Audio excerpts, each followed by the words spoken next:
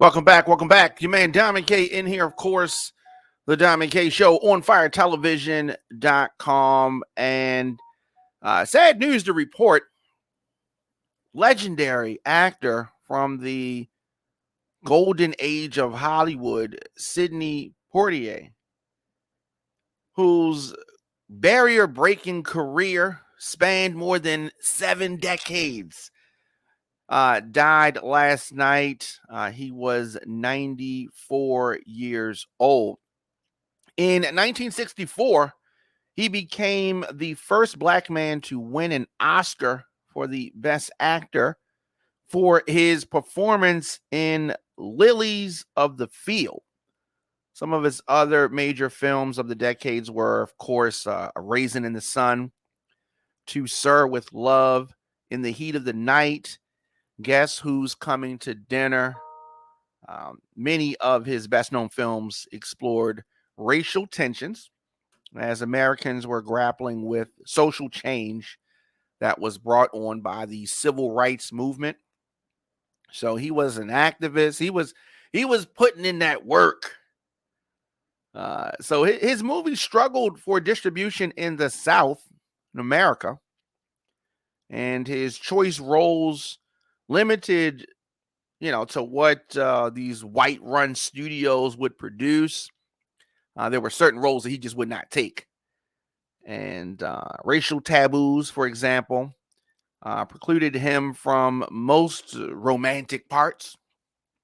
But he was a dignified actor, dignified roles, helped audiences in the 1950s and 60s see black people not just as servants, but as doctors, as detectives, as teachers. So Mr. Poitier was a groundbreaking actor. And at the same time, as the lone black leading man in the 1960s Hollywood, he came under tremendous scrutiny. He was often hailed as a noble symbol of his race and endured criticism from some black people who said that he had betrayed them by taking these sanitized roles that some people thought were pandering to white people. But he was a proud black man, the youngest of 7 children.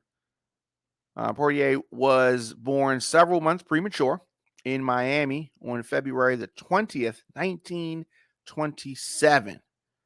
He was so tiny that he could fit in his father's hand. His parents were tomato farmers who often traveled to and from Florida and the Bahamas. He was actually not expected to live. His mother consulted a palm reader who, kind of quelled her fears. She told his mother, "Don't worry about your son, he will survive. Don't worry about your son, he will survive." And survive he did. Sidney Poitier refused to take roles that he felt were demeaning. His first movie was 1950's No Way Out, and he played a young doctor who must treat a racist patient. Now, for a dark-skinned actor in the 1950s, finding complex roles was difficult. It was difficult. Black people were new to Hollywood at this time. There were almost no frames of reference, except a stereotypical one-dimensional character, Sidney Poitier told Oprah Winfrey. Now, early on, Poitier made a conscious decision to reject roles that weren't consistent with his values or that reflected badly upon his race. One of the things that was really great about him was that when he was a struggling young actor, he turned down a role that paid $750 a week because he did not like the character, a janitor who didn't respond after thugs killed his daughter and threw her body on his lawn. Refused to play that role. Even at $750 back in that time was a whole lot of money. Some people might take that role now, right? Sidney Poitier, not one of those people, did not do that. Still, by the late 1950s, Poitier was struggling trying to find regular acting work. He first appeared in the Broadway production of A Raisin in the Sun in 1959 and starred in the movie version 2 years later. Legendary film there. Then came Lilies of the Field, The Greatest Story Ever Told, A Patch of Blue. And in that one, his character had a romance with a blind white woman. That was controversial at the time, no doubt. Definitely controversial. Racism was horrendous, but there were other aspects to life, Poitier told Oprah Winfrey. There are those who allow their lives to be defined only by race. I correct anyone who comes at me only in terms of race, he said. Now, in 1967, and one of the most remarkable years any Hollywood star has had before or since, Poitier starred in 3 high-profile films that year. To Sir with Love, a British drama about an idealistic teacher who must win over rebellious teenagers in the tough East London school. So that was that.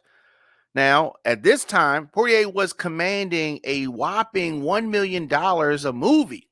This is in 1967. And filmmakers weren't sure that they could afford to hire him. So they struck a deal to pay the actor scale, which is the minimum legal amount in exchange for a percentage of the movie's box office grosses. Now, that is large for him, getting a piece on what they call the back end. Now, this is common in Hollywood today, but it was a radical idea at the time and a very savvy one for Poitier. Showed his business sense. It showed that he was thinking about this on a deeper level. To Sir with Love became a big hit and earned him a huge payday. Huge payday.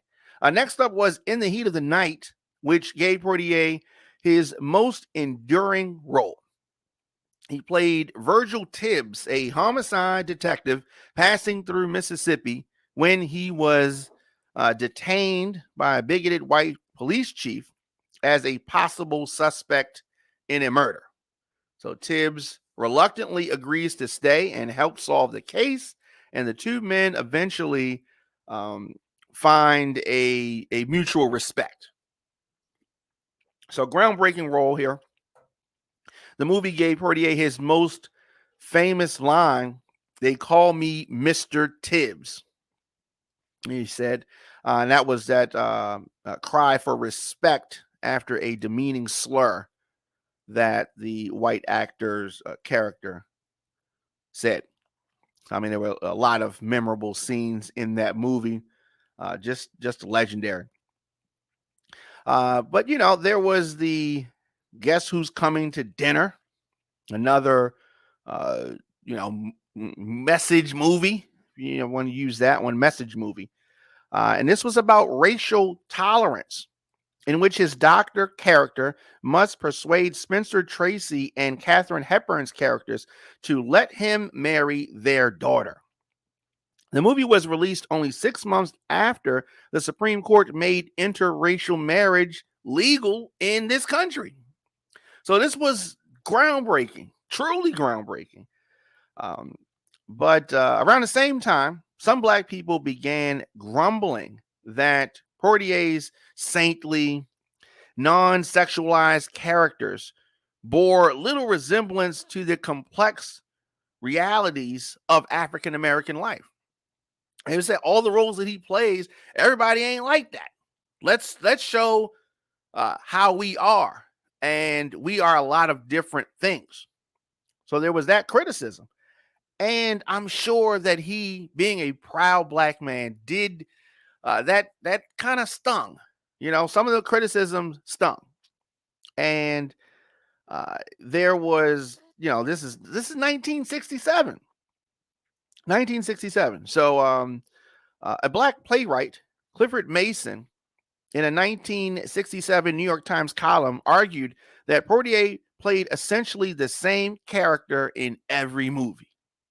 A good guy in a totally white world with no wife, no sweetheart, no woman to love or kiss, helping the white man solve the white man's problems. Ooh, ouch. That criticism definitely stung Poitier. It stung him so much that he left and went to the Bahamas for a while. For a while. And he said that he was the most successful black actor in the history of the country. The criticism I received was principally because I was usually the only black person in the movies. He was basically saying they was hating on me because I'm working and I'm the only one here. Personally, he said, I thought it was a step forward.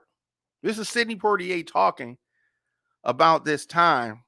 And he's speaking about, this is in an interview that he did with Oprah Winfrey. Just tuning in, your man Diamond K in here, of course, the Diamond K Show. We are talking about the legendary, groundbreaking Hollywood actor, director, activist, the late, great Sidney Poitier, who died last night, 94 years old. You remember the movie Stir Crazy? He directed that. Richard Pryor and Gene Wilder, the prison comedy. One of his biggest hits. I love that movie. The movie is hilarious. Of course, in the 70s, Poitier scaled back on acting and turned to directing. So early in his career, he's one of the only actors on the screen. Now he is directing and helping other black actors. One of the only black actors on the screen is what I meant. So Poitier scaled back on that acting, started directing these movies, teamed up with his pal Belafonte for the Western Buck and the Preacher. That was his directorial debut. He directed that. He also directed and co-starred with Bill Cosby on the comedy Uptown Saturday Night, another classic movie. Let's Do It Again, a piece of action, featured a largely black cast. So for those that were saying basically or mad at him because he was the only black guy there, now he's putting other people on. And that he wasn't in a position early in his career to put other people on. But now he'd been in the game for a minute, 20 years or so. He definitely was in a position to be able to put people on. And that is what he did. So by 2000, he had retired from acting, choosing instead to play golf and write a book, The Measure of a Man, a spiritual autobiography, in which he described his lifelong attempt to live according to principles instilled in him by his fathers and others he admired. Being reflective at this time, looking back, in later years, as Hollywood sought to recognize a man whose example had opened up doors for so many other black actors, the accolades really began to pour in. 2001, he received the Honorary Academy Award for his overall contribution to American cinema. The following year, in accepting his Best Actor Oscar for Training Day, Denzel Washington said, 40 years I've been chasing Sidney. I'll always be chasing you. Sidney, I'll always be following in your footsteps. Great words, and a hat tip to Sidney Poitier from Denzel Washington, basically saying, I'll never be able to do what you've done. And too often, entertainers, a lot of times, won't acknowledge their inspirations. They'll say, "Oh, they'll say, who you listen to, or who do you look up to?" I don't really look up to anybody. I just you basically just did this on your own. Really, there had to be someone that you looked to for the inspiration. Somebody that you saw do it, and you say they did it. Maybe I can do it. Right? There's nothing wrong with giving the kudos, giving up the props. You know what I mean? There's nothing wrong with that. But a lot of times we don't want to do that. But we don't want to look a certain way. We don't, but that's not a sign of weakness. And you saw Denzel Washington, who is a great actor, giving up for the late Sidney Poitier. Obviously, he wasn't late at that time, but we're talking about a legend who passed away last night. And a lot of awards, a lot of recognition. 2009, President Obama awarded Poitier the Presidential Medal of Freedom, the nation's highest civilian honor, the highest one, saying that it's been said that Sidney Poitier does not make movies, he makes milestones of artistic excellence, milestones of American progress. That's what former President Obama said about Sidney Poitier. Now, besides his Oscar win, he was the recipient of other major honors: BAFTA, 2 Golden Globes, Grammy, Screen Actors Guild Lifetime Achievement Award, Kennedy Center honors. Lot. Funeral arrangements have not been announced just yet, but I wanted to take some time and just shout out a legend passing away. And we've been seeing a lot of folks from this golden era of Hollywood passing away. So rest in peace. Let me know your thoughts in the comment section. Instagram, Facebook, Twitter, LinkedIn, TikTok, at The Diamond K Show.